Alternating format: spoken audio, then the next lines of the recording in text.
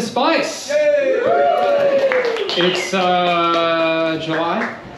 It's the middle of the summer, and yet here we have, I'm going to call it 40 people here out doing it. They say that New Orleans is just dead in the heat of summer, but this is the poetry reading. As many poetry readings that, there's so many poetry readings that are still happening in the summer. They don't quit. And the audience doesn't quit, and people are still into it. And so we at Splice, thank you for being here. Thank you for beating the heat. It's fairly cool in here, and it's going to get cooler. We have some very cool poets. And first up, we have Rodrigo Toscado, who's going to introduce our first reader, our local, Nikki Ummel. Rodrigo, what you got?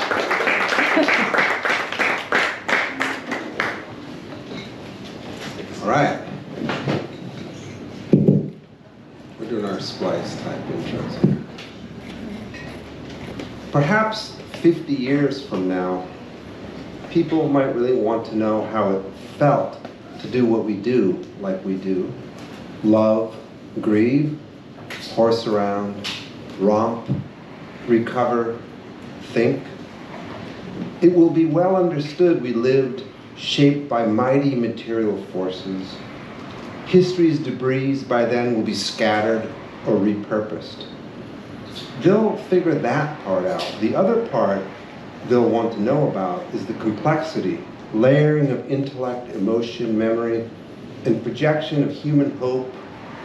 And for all that, they'll need technology, advanced technology, something tried and tested, double, triple tested, and that is poetry.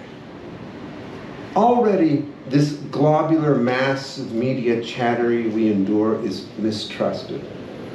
What likely might be trusted is poetry, in that it's thought through, felt through, stress tested, and served up bravely to discerning peers. People want poetry. Years ago, Nikki Ummel, like many here, threw in her lot with the warrior class of thinkers, bards, accruing a formidable kit of poetic tools, skills, and perspectives. In reading her book, Hush, we can see, for example, the delight Ummel takes in seeking the forms most apt to what she's expressing. Not set forms, though she rocks those too, but her own cut, precise structures. One of the most attractive aspects of Nikki's poetry, for me, is her liberal use of the page. Her habit, her typographic choices are remarkably varied, running counter to the contemporary habit of always writing left flush. Hush is a virtual compendium of public speaking scores that, and this is important, could be read out loud by anybody. I tried it. Structural integrity abounds. And just as impressive is her sense of scope, how to initiate a first stroke line, how far to develop it, and when to shut it. How many poets assassinate our patience for not knowing when to exit their pieces? I could sit back for a solid hour and be assured that Ummel is going to bring it with not one more, not one less word needed for any given piece. To quote Frank O'Hara, as for measure and other technical apparatus, that's just common sense. If you're going to buy a pair of pants, you want them to be tight enough so everyone will want to go to bed with you. There's nothing metaphysical about it. There's also a rare mineral intimacy to Nikki's poetry that exceeds most poets who slog in the mines of intimacy extraction. But it's not neo-confessional, I don't think, not along the lines of Anne Sexton, Robert Lau, or Anne Stevenson, where sheer expenditure of psychological interiorities as signal through noise itself constitutes content. I see Nikki's work more related to Catullus, Villon, maybe early John Donne. There's something epiphatic about the poetry. Like the pieces are finals, and so by way of form, a higher, more spirited attention is required of us, something the opposite of swooning in sentimentality. Her work is more like a warrior's stoic lament heard round a campfire, taken in once and no more, but remembered and cherished. Ummel's poetry could be said to be a series of bardic blows against social dissolution, despair, and empty rage. But the main blow against the relentless alienation that North Americans currently face is because her poems summon the mystical, the uber-real, frightening even, devotional stance towards the other. That is, the poetry is relational, counter-solipsistic. Again, to quote Frank O'Hara, the poem is at last between two persons instead of 2 pages. In all modesty, I confess that I may have ushered in the death of literature as we know it. While I have certain regrets, I'm still glad I got there before Alain Robbe-Grillet did. and indeed, how many can bear the radical openness of heart and sheer chiseling skills that O'Hara possessed? But Nikki, like fellow New Orleanian Brad Richard, are, I'd say, licensed technicians of O'Hara's personisms. Our gonads are safe and powered. And watch out, y'all. Nikki Ummel, along with leading lights such as Richie Hoffman, Elizabeth Hall, Ruben Quesada, Ariel Greenberg, and others, is quickly establishing herself as one of the country's top erotic poets. Folks adept at toggling in a flash between excess and restraint, leaving us just right, neither over nor understuffed with energy. One last O'Hara quote. Too many poets these days act like middle-aged parents trying to get their kids to eat too much cooked meat and potatoes with drippings, tears. I don't give a damn whether my readers eat or not. Forced feeding leads to bad outcomes. Nobody should experience anything they don't need to. Poetry is here to entice, not bully. Nikki Ummel is a queer artist, editor, and educator in New Orleans. Nikki has been published or has work forthcoming in Gulf Coast, the Georgia Review, Black Lawrence Press, In the Temper Dark, and others. She is the 2022 recipient of the Leslie McGrath Poetry Prize, finalist for the 2023 Key West Literary Seminars Emerging Writer Award, and her manuscript, This Body, This Place, was a finalist for the Washburn Prize. Nikki is the co-founder of LMNL, an arts organization focused on writings, readings, workshops, and residencies. She has 2 poetry chapbooks, Hush and Bayou Sonata, funded by the New Orleans Jazz and Heritage Festival. You can find her on the web at nikkiyummel.com. Let's give a warm welcome to Nikki Ummel.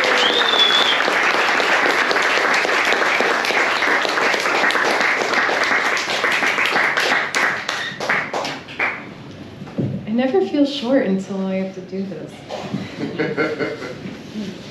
Hi, thank you. Thank you for that intro. I've heard so many of those and heard so many people thank you for those intros, and it feels really nice to be on the receiving end. If you can mail it to me, I'm gonna print it out and put it up on my window when I get, 17 rejections in a row. I'll be like, I was compared to Brad Richard's gonads, I think, right? That's what I took away from that. And Catullus. Very cool. So the first poem I'm gonna read is called Altar. So you get to, I focus my readings tonight on the sexy things because I had a hint we were gonna talk about that. Altar. We make ourselves anew, wash each other's bodies in frankincense and myrrh, adorn each other's arms in bracelets of gold. We are both mortar and pestle. We grind our bones down for creation, bury our dust deep, seeds we water with mouths of yes. We breathe deep Roots we grow with lips of O. We spread palms across the floor and prepare to embrace the gods who, when called, come. The last time I read that poem, I made eye contact with someone when I said the word come. So I had to make sure right then to like stare like in this amorphous area, because that was really uncomfortable. So this is my little chapbook called Hush. It's from Belle Point Press, which if you live around here, you are a Southern writer, and they intentionally only publish Southern writers, because we're often so left behind. So check them out, Belle Point Press. They're wonderful. I also have some copies with me if you want one. Oh, no. I printed a poem order. All right, my next one is called Love as Visigoth Invader. Oh, and this was published in an anthology called Sad Poems for Horny People. And they have t-shirts, if that really resonates with you. Because it resonates with me. All right. Love as Visigoth Invader. There are times when a sideways glance or fingertips on wrist or palm placed lightly on the this or that of me, and flames flurry. The torch upon the hill that spreads the word that you are here and ready to raise my inner kingdom. The lanterns lining my spine turn on one by one by one, but your kisses are petalrific, are solarific warm. Burning too hot for smoke, so the message never carries, and there is never enough of the this or that of me, and you mucking about, casting shadows, pawing at the embers to set another brazier ablaze. It's pronounced brazier. I wrote that down underneath it, and I still pronounced it wrong. I'm undermining my own emotional influence of the poem. Thank you for snapping. Thank you. Yeah, apparently you can pronounce it brazier, and that's the French version, and brazier is the American version, and I decided to say both at the same time. Brazier. I have another little chapbook that came out inconveniently around the same time as my first one. It's called Bayou Sonata. It was letterpressed and bound by Cameron Lovejoy. He was here. He does beautiful work. Yeah, clap for him. It's called Bayou Sonata. It was funded by the New Orleans Jazz and Heritage Foundation, which is exciting. It mimics the emotional arc of a sonata, which was, a lot of people don't know, invented in New Orleans. And so my friend Steve, who's a composer, curated the poems, and then we took photos together of the photos that would match with it. So I also have copies of this. More importantly, the poem that I chose because it's a photo of Henry. Did I ever tell you this? Yeah. It's the photo where you look like Jesus. And you can barely tell it's you because you're in the margins. Or in the crease, sorry, the opposite of margins. But you're there, and this is the poem about orgies. Is Olivia here? That's probably good. No. Just kidding, I'm just kidding. All right. The world ends and we, middle of an orgy. Spinning blue ice, we skate. Days at a time, powder skies, cocaine, mom's ball. Dropped from a waistband, we soak it all up. Rolling it for days, the world is ending and we party harder. Harder, build our headdresses bigger, bigger, prep our lungs to scream louder, longer. The world is ending and we turn up the volume. Crank the contrast, watch everyone amphetamine glaze, sunglasses tinted rosé, and we lush with orgies, swimming in bodies we will forget in the morning. Crave more, touch more, slurp this slop for more and more, for the world is ending and all I want is dick and 2 tits in each hand. So, you should buy this book so you can read that poem next to Henry. Yeah, clap for that. That's one of my many poems about Mom's Ball, which if you've never been, you should go. You just like take mushrooms and acid and all sorts of things, and you eat a hot dog by yourself in a corner, and it's really transformational. But it also expresses my complexity of living in New Orleans, where we are like living in one of the most vulnerable places in the world. And we encompass that by living every moment to its fullest. All right. This next one is called Where the Earth Runs Red. Promise me you will pluck my tongue and teeth to wear on a string that slides between your breasts while you smash the china I left at your house accidentally. Finger the sandpaper edge of my tongue while you arc back as she makes you come.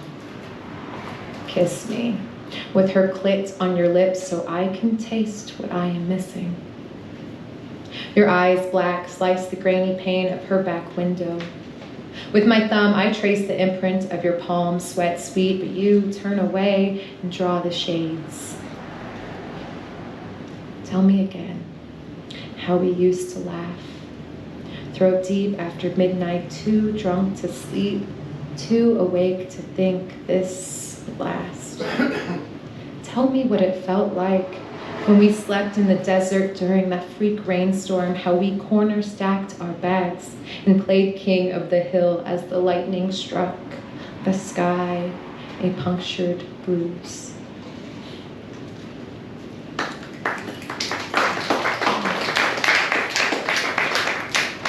We workshopped that poem in Carolyn's class, and it was one of those classes where we combined like her undergrad class and her grad class.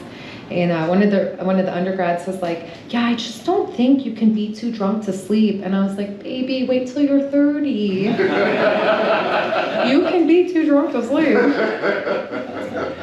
It only gets worse. All right. This one's called I Am the Mattress. If you are familiar with Sandra Beasley, this is very much influenced by her I Was the Jukebox. We are in the motel room where we first fucked. You are you and I am the mattress. I tightened my springs, but you didn't notice. I want to watch shitty TV.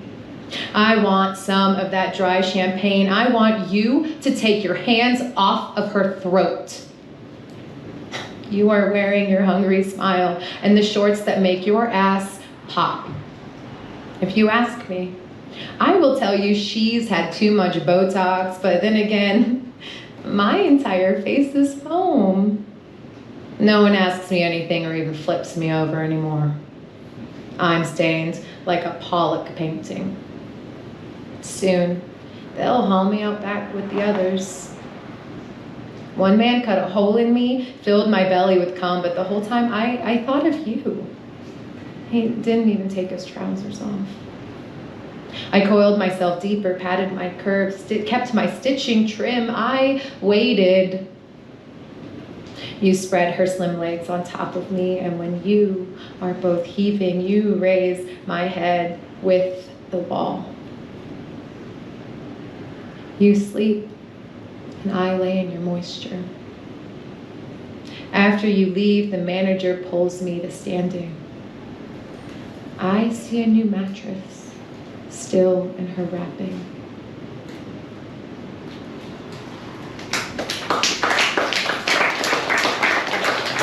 The best part about poetry readings is when people clap hesitantly, like, she's done, is this done? It's like a chain reaction.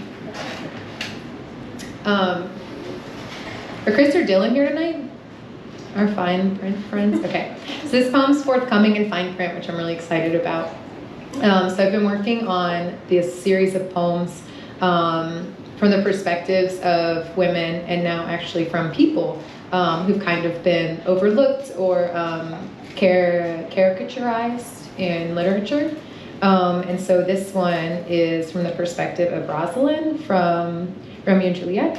I'm going to read one later that's about Aleister Crowley. I have one about Nikola Tesla, who actually I learned about for the first time from reading Cameron's poem, because I guess I didn't remember that part of physics or whatever where you learned about Tesla. But now I know about Tesla, so thank you, Cameron. I have a perspective from Paul from the Bible where he's a cross-dresser. So anyway, I've been working on a series of poems. And this one's from Rosalind's perspective from Romeo and Juliet. Lip smackers, cherry red, my lips 2 rose petals to press. Ah, what did you say? As pilgrim hands do. What a small way to live. Inside of her ribs, you, a reverse atom. I would tell you you're not my home anymore, but truly, you never were. I wake every morning in this killing machine called Verona, focused on the pale stretch of her legs, the way her ankles flashed when you danced.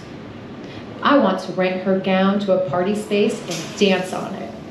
I want sugared tits and blow in the bathroom. My pussy, the biggest pothole in this city you love to lose to. I once was fluent in you. The language of your body is different now, her and your veins making everything hurt. I am a foreigner in your house. My spot on the couch, gone. You pass and I unsheath my grin, my knocking teeth. I think I've seen this film before, but I don't like the ending. I would say I'll remember you, but don't think that's true.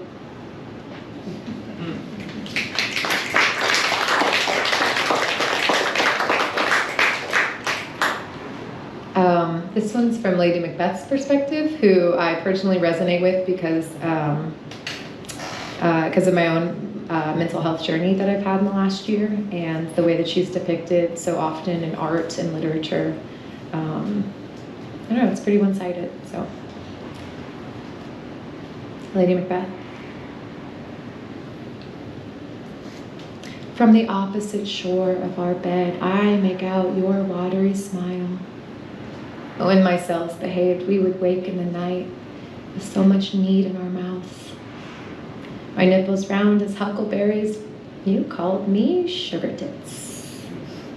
Some days I worry my uterus will fall out. My droopy nipples live on this side of our great divide, with your bones turned to whiskey-drenched cotton candy. Look at all these curdled plans. My boutique of illness on the bedside table. I used to drink from your lips, you know. Today your breath smells like Gary, Indiana, and I don't remember how to talk right. My final oxy fizzes, and you know, I like the tongue taste. Baby, forgetting is a way of dying. Person has to choose to live. Well, today I choose to go. I find the earthquake of my hands and the unspoken grows. I squat to pee, and I birth myself.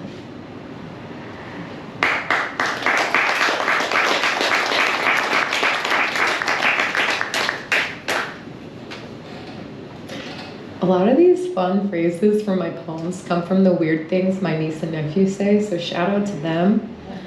Not only for like inspiring a lot of what I write about, though none of these poems, but a lot of like the weird phraseology that comes out of kids. Like eating an ice cream cone and going, I like the tongue taste. Like, that's a line of poetry, thank you.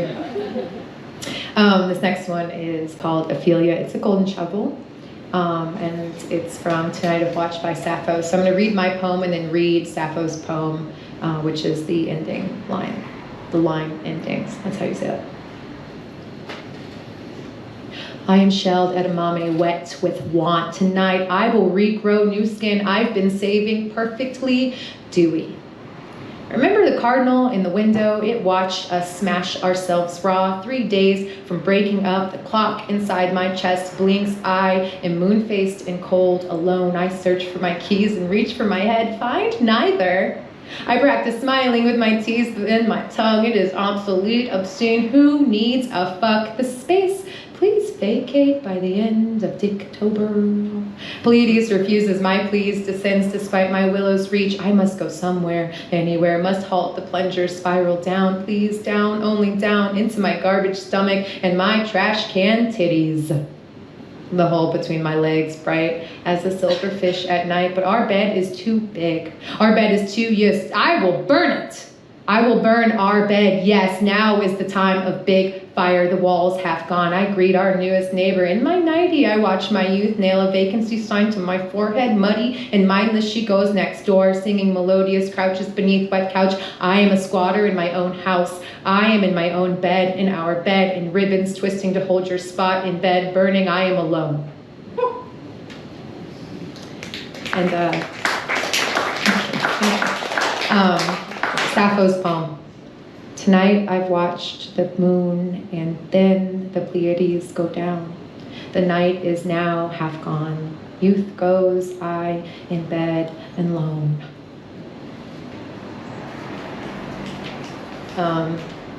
Yeah, I wrote that poem and then was diagnosed with bipolar disorder, and I'm like, oh yeah, that poem is manic. So that's exciting. Speaking of, so this poem I wrote at AWP, which we were talking about AWP earlier. AWP is terrible. It's absolutely awful. And it makes me feel like garbage. And I think it makes a lot of people feel like garbage, and I feel like we don't talk about that enough. So here I am talking about it. If you want to talk afterwards about it, I'll be here. So I wrote this in a coffee shop on like the second or third day of AWP, and everyone's there with their lanyards on, like buying coffee, and I'm just I refuse to wear my lanyard and I get in trouble every time. But it's because I have issues with authority. But anyway, so I read this poem when I was sitting in a coffee shop, and I just could not stop crying. I was like, I really don't want to fucking be here, and it makes me feel bad, and I'm just feeling bad, and everyone else was like dip, dip, dip, dip, dip, with their lanyards, and I just hate it. So this is that poem.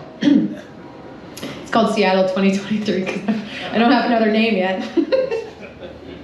Seattle 2023. How do I write about the rooster between my ribs?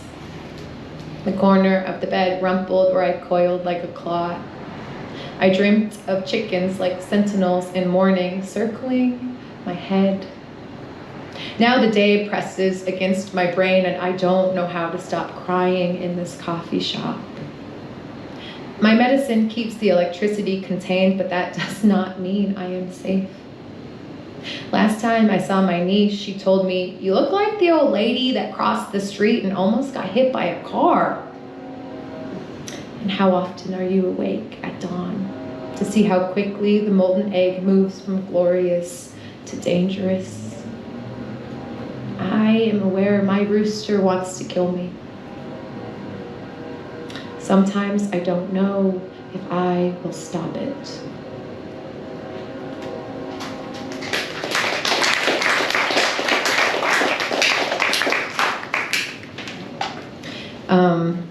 I'm resisting the urge to tell you all how many poems are left because I hate it when poets do that, but there's 2 left. I had the privilege of being in Wales recently, which I say is a privilege, but I had to pay to be there. But it was a writing residency in Wales, and that's cool to say, but expensive to say. And I wrote a poem about Aleister Crowley, because he's a weirdo, and deserves more poems written about him. And I was told to write about something else, and again, issues with authority, so I wrote about Aleister Crowley. It was like, write a poem about being stuck on a mountaintop, and I was like, I'm gonna do that, but in a way you're gonna hate. So I did. It's called Aleister Crowley Eats Ice Cream at the Top of Mount Fuji.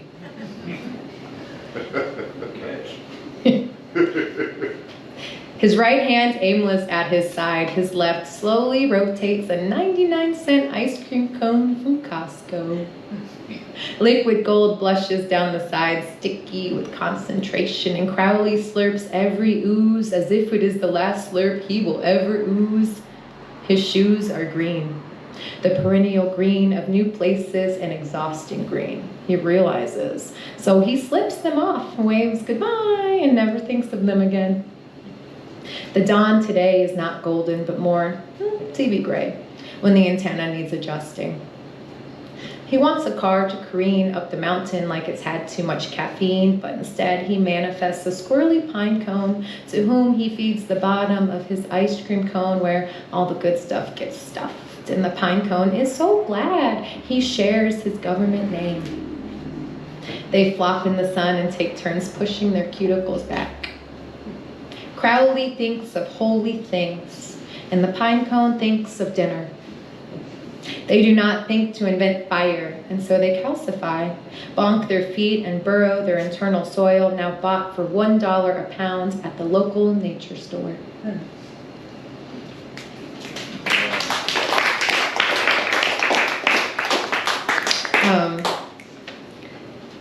A lot of that poem was influenced by some of the wonderful and weird poetry written by Isaac Lauritsen. So everyone should go read his work because it's brilliant. All right, my last poem for you all, because it's hurricane season. And would I be a New Orleans poet if I didn't read a hurricane poem? Yes. Well, let me be a cliche. This is called After. Oh, so Ruben Quesada, that you mentioned earlier, that was a featured reader at Splice, had a call recently on Poet Lore for traditional poems, which when I looked at all of my poems, I didn't really have any that counted as like truly traditional, and that was like explicitly stated in the call. So I always try to end these, Alexa, thank you Alexa, with the newest poem I've ever written. And so that is this one, because that's what you should submit to intense poetry submissions, is your newest poem without proofreading it. And so I did, and I hope Ruben likes it. But this, did you submit to it too? No, the Jericho Brown, what's that, can you explain that? A duplex? Is that, are you reading duplex? No, I'm about to read a pantoum. A duplex didn't count. Okay. He was like, I want sonnets, I want pantoums, I want villanelles. That's it. It was kind of how I read that. So this is a pantoum, and you can let me know afterwards if it's not traditional enough. Carolyn. Brad. So it's called After the Hurricane. Yellow light scissors through the trees as the day swivels into good. In step with the trumpet, we feel the music in our mouths. The problem with the past is that there's just so much of it. So we keep step with the trumpet, swivel our feet, personify yes and yes and yes. We are all soft-bellied with the past, the this and that of it, so we unzip our sides, explore the wreck. Here, the light bends towards us. Soft-belly, yes, yes, yes. Sun kisses at the end of the world. We watch our chicken-legged houses tippy-toe the bayou to explore the wreck as the light bends towards us and fizzes jazz over the water-scratched streets. Our bayou houses boogaloo on chicken legs, tiptoe past potholed grief, flambeaus to survival. The jazz-scratched streets fizz with memory as yellow light scissors through the trees. Thank you all so much for being here.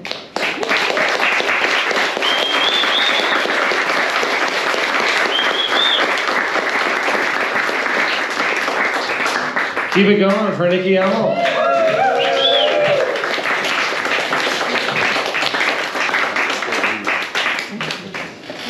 How y'all feeling tonight? Still feeling good? Still feeling fine? Oh, yeah. No one's cooled off yet?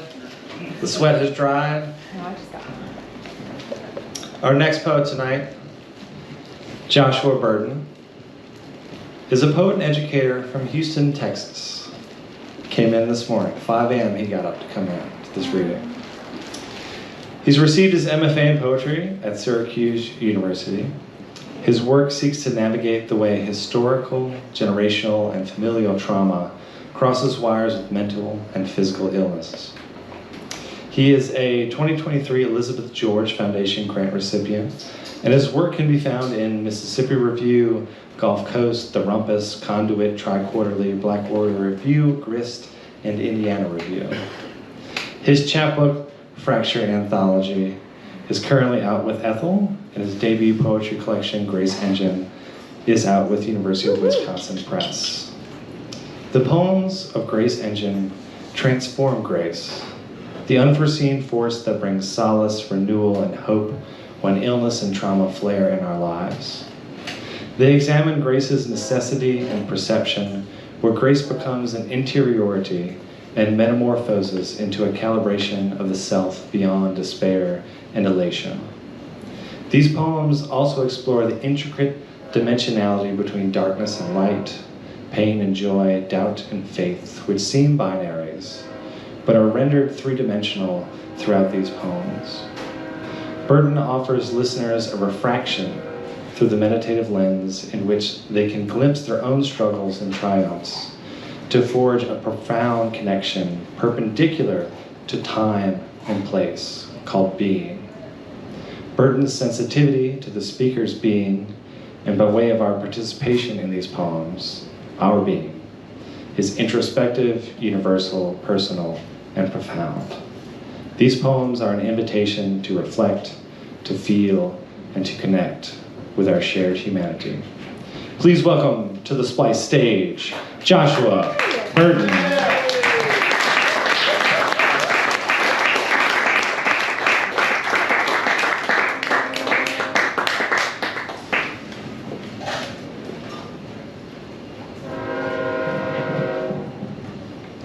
So thank you all for having me. It's a huge pleasure to be here, and I'm really honored to go to read with Nikki as well. So I'm really happy to be in this space. It's like a really lovely city, and I've got so much warmth and like positive energy from everyone here. So I'm really looking forward to reading here. I'm gonna start with a poem from my chapbook called Fracture Anthology. So this book is just a book written about the life of my mother. So the poem I'm going to read is going to be in the voice of my mother.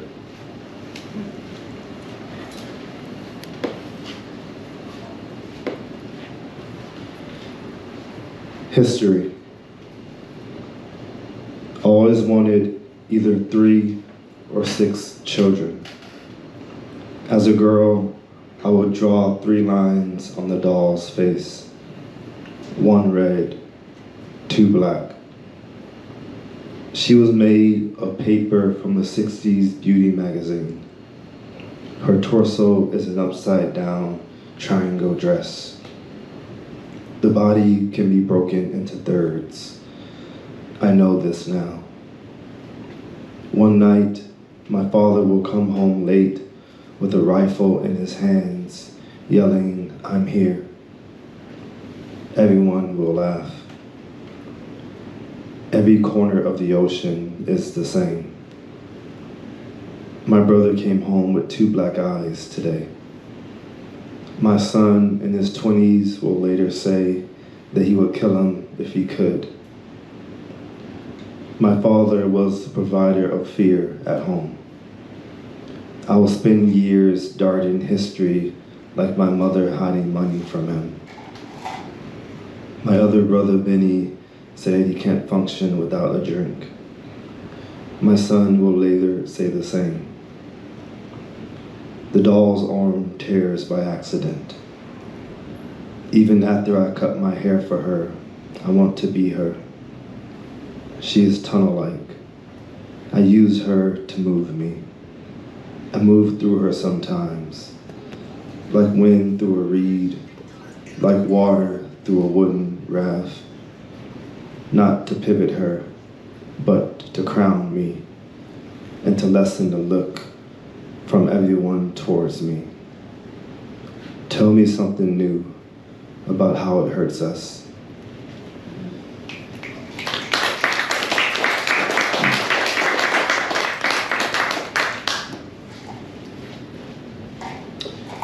So I'm going to read the first poem from my debut collection, Grace Engine. It's called The Hearing We Inherit. I cannot manage language, but my body still has more options than to listen. 2 men crying in a green truck. The house of the slowly given up. Prayer and periphery both share the same rhythm. I once knew a red-haired white woman suffering from the disease of killing herself. At the white woman's wake, a poet with my name read Hoagland's poem, Suicide Song, and it made me sick. In my father's cruelty, he named me Yeshua, a name that carries with it the brutality of a brick bat.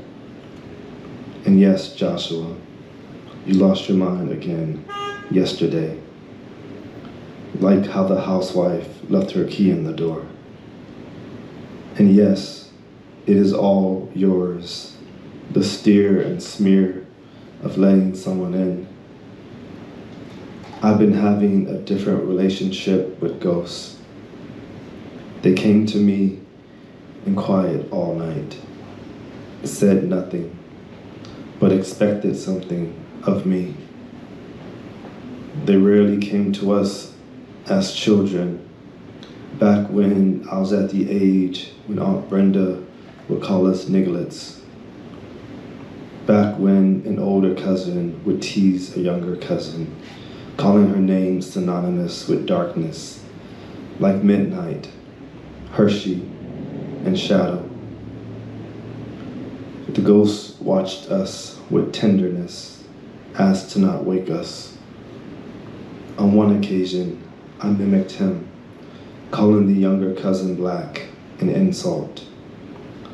The look of betrayal on her face. And this was when I learned metaphor, how I must have seen her hue as see-through. Years later, I heard the older cousin tried to set a white woman on fire. My cousins, I still love them like I love the night. How we are there and not there. If I could name myself, it would be Wisteria, the sky's fisher. We heard stories of our grandmother in her cabin house shooting away a black bear. Now the ghosts come to me in threes. They say the price of admission is juxtaposition in three forms of forgiveness, in black and gray and red. I say, I love you all, and love you, and love you, and love you. But my hands still shake in June.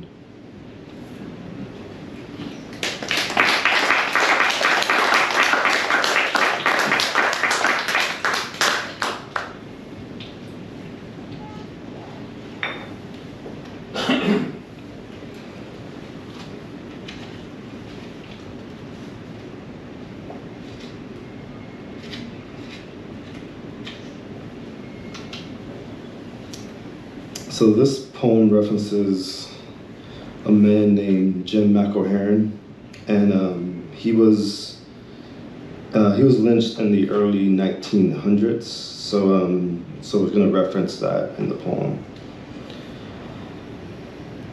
Elegy for Threats with Grace. I sit with the word like schizophrenic until it becomes a color. I spent so many years being afraid to be black that now I'm only afraid of silence, or the silence that it brings. A hunch that what is born in the earth will tear through it. The thread of history, the threat of history, was dredged up from the earth is sturdy as teeth. When I speak quietly, I'm speaking to a family in East Still Springs, Tennessee, or Spring, Texas, saying, I'm sorry. Like how God was sorry when he witnessed the way Skirret Mountain split in two, like Christ's wrist crucified. In every old black man I come across, I see my grandfather. His blue overalls hanging off of his body like his youngest child, who was named after him and who died of AIDS or overdose. His name was Henry, though he went by Clay. Some nights I feel as crazy as I did that night, screaming through the streets, swinging a knife at bushes and mailboxes. Jim McElhearn shot the two white men dead when they harassed him. The rocks they threw at him were like unnamed pockets of earth. It took only a few days for the mob to find him with torches the color of rust and chained him to a hickory tree, setting his body afire, a light they took in with slurs and fists.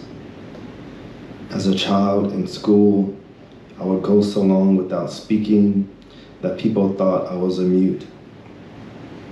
A child with words only inside him, like a hidden family is inside. But now, on these days, I don't know what to do with my hands. Language is like a monk ending with a fire. Roy Robinson lost his mind in the South, too, and died in Houston. He was a sign painter who painted little men with big eyes. They speak to him of raptures and spaceships, but he let them too far in. You are not a prophet, and I don't believe in God anymore. My hands are threats, songs long enough to become prayers. Jay, there are bars of hot iron against your skin, leaving a valley glow. You didn't wince or cringe. You cursed those who burn you, never losing your nerve, not breaking into your last breath. I admire and despise that kind of perseverance, yet I don't speak of it. Like how much my indecision is decision.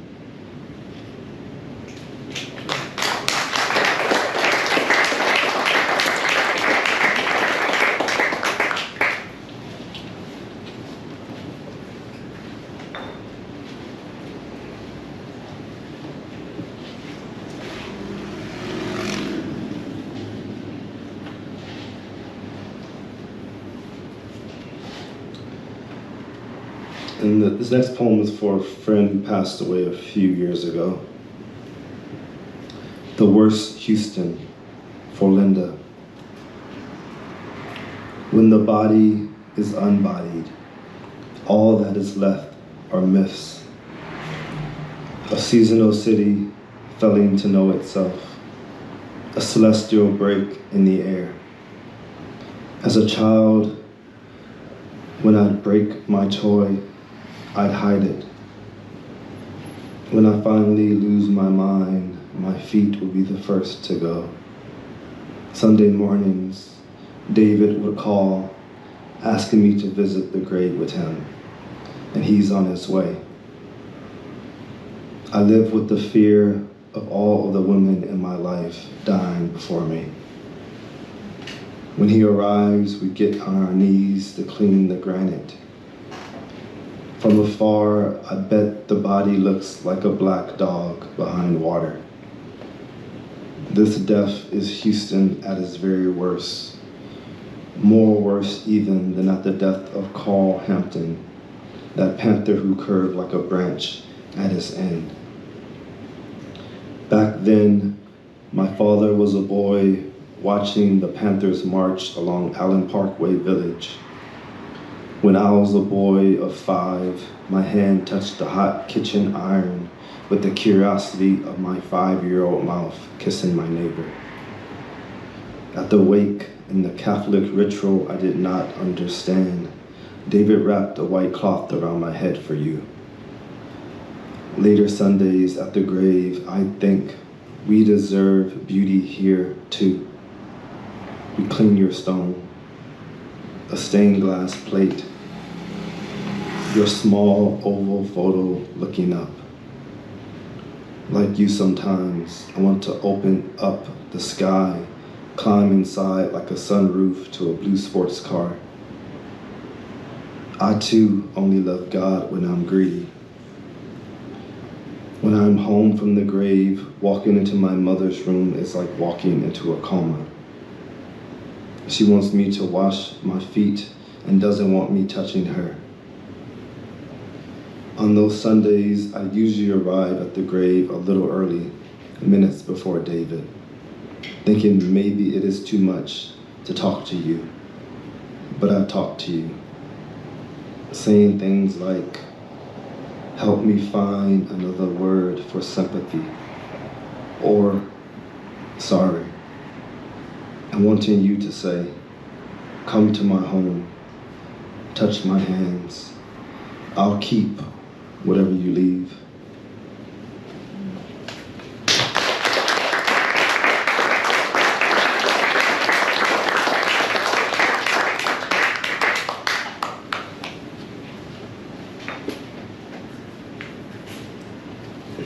And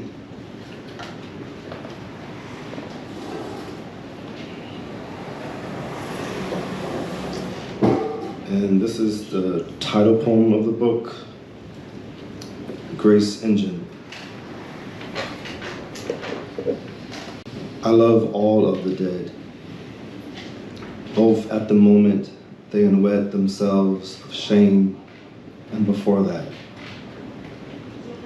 The two men who think they will never die are two opposing laws, the will to live and the will to live a little longer. In a room in June full of bike parts, empty Bic lighters, and grease, N takes 10 minutes to open the door, and I am afraid for him. We are like brothers, like canyons, a fulmination between us, all red, all black. My real brother once, while half asleep, put a hot iron against his cheek, thinking it was the phone. It is hard to tell the truth, and it is hard to be in a room with so many words, the walls with holes the size of fists. N pulled the pistol from his jeans and placed it in the space between his ear and eye, like creating an extra sense and pointing to it. Once before, he told me if I were to suicide, he would piss on my grave. Again says, there will be a God at the end of me. Asada Shakur says, some people spell God with one O, while others spell it with two. To be in a room like this, full of white ghosts and ropes tied together in little black knots, is the opposite of being anywhere. After I fought the gun away from him, that hinge of metal between my fingers was human-animal. Our fingers and the holes in the metal made us whole as a woman before machining out her second life.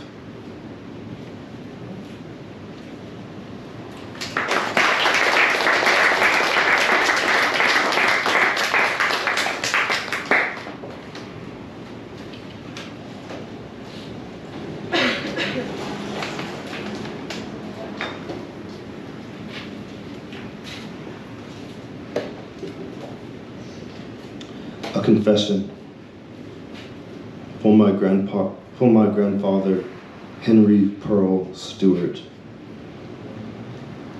The poem is better than me. It breaks me where all of my flesh lies. Something black in me broke. Felt like a crypt curse, umbellying light seeds from my genetic memory. I speak to my grandfather in the language of a breakdown. Henry Pearl Stewart, a man so stubborn he would pull out his loose teeth with pliers like ruined potatoes rather than going to the dentist.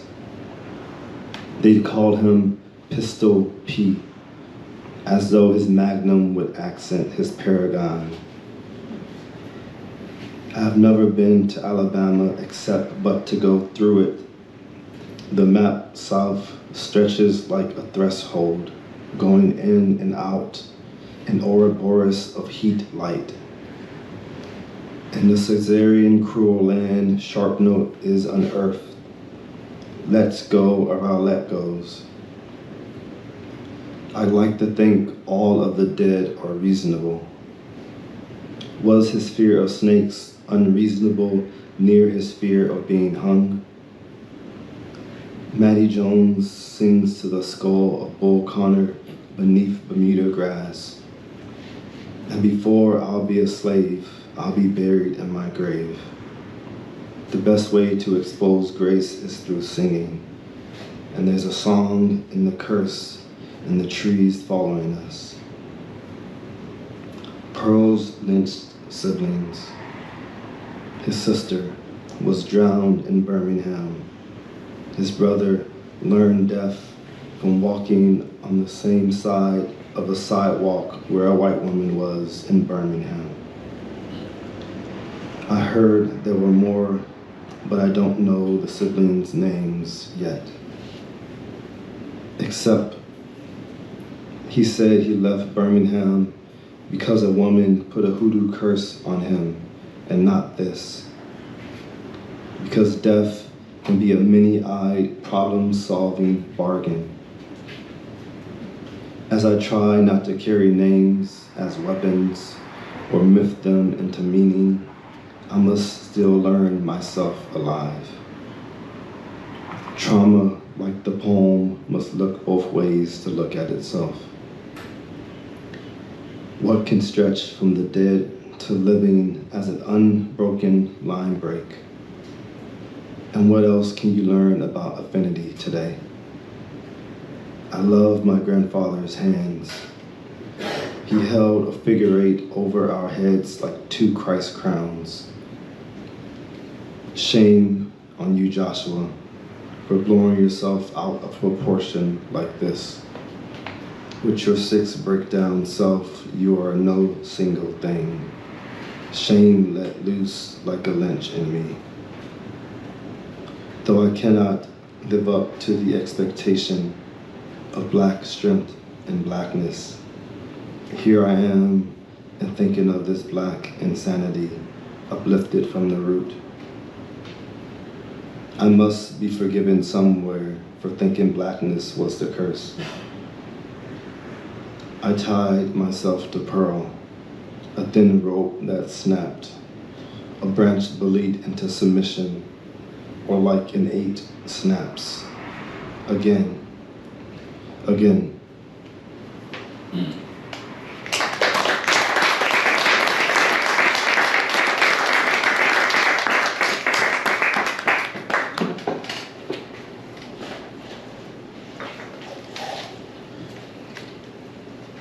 So this is the final poem I'm going to read, and it's also the last poem of the book. And it references a woman named Mary Turner, and she was lynched in 1918. As I grace myself into a rephrasing freedom, us. In the last dream I had of my grandfather, he let me touch his hands like Jesus with something to prove. He might have been in the opposite of place. I say, I'm sorry like the trees are sorry. Grew God from their tongues as in to better know the wind's brutal trial. The leaves like hair barren pointed their stalk fingers as to heaven. God must be Black for us to pedal in time backwards. Mary Turner might have said, you motherfuckers are wrong to the men who lynched her husband. When I choose to fill my hands with stay here, I know the soul can't bear being in the stomach any longer. It moves like a sprain to our feet. Us too. I've been meaning to tell you why I've always loved myself. And the first dream I'll have after waking from running from myself, my insides will stretch in every direction like a machining vein. Each line as an unbent bar funneling blood and what's beneath blood. I'll say I won't turn back time nor be stripped from negritude, but hold a photo empty as a church, shaking off its ghost speak, white, then not, and reach for that minor God. I am repetition, that frame like a sin, like an ex-slave planting redwood trees, like how the wind from a mouth can coax the flame into living. Thank you.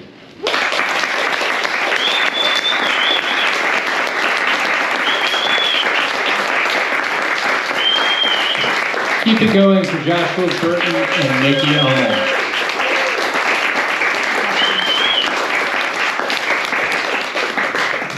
Joshua and I had a conversation earlier about Barth's camera lucida and the idea of punctum, which is sort of something triggered from a photograph in the viewer or the spectator, and it just sort of resonates with you.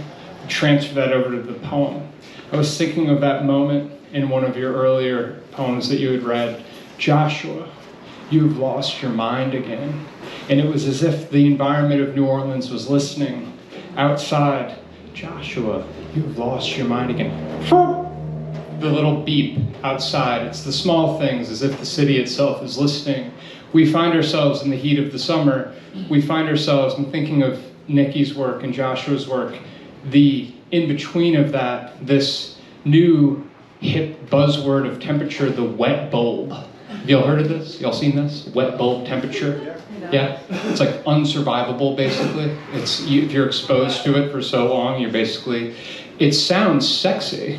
It sounds like something in an Ummel poem, the wet bulb. But it means you're gonna die. And I think that there's something about Houston, New Orleans, both subject to this new heat wave that's happening this summer, and y'all are right there in the middle of it. And it means a lot for an audience to come out in the midst of that. And so I appreciate y'all. We at Splice appreciate y'all.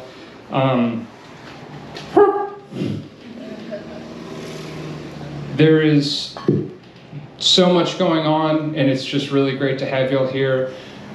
Not only did Joshua Burton leave on a bus from Houston at 5 a.m., he is leaving at 11 tonight. Talk about grinding for poetry. So, yes, indeed. Yeah, well, the claps can be transferred to USD via Venmo or actual cash money. Grace Engines for sale, and the chapbook from Ethel, which is a really beautiful press, is for sale as well. Nikki has Hush for sale and Bayou Sonata for sale, so please support the poets that come out in the middle of the summer. It means a lot. We at Splice have a lot going on. We are fully booked until almost February. I won't waste your time and not wasting your time, but I won't rattle them all off, but we are stacked. We are so excited until February, so please check out thesplice.org to see who we have coming up. We're excited about every single one of them. Thank you again for coming out. Support your local poets, and thank you.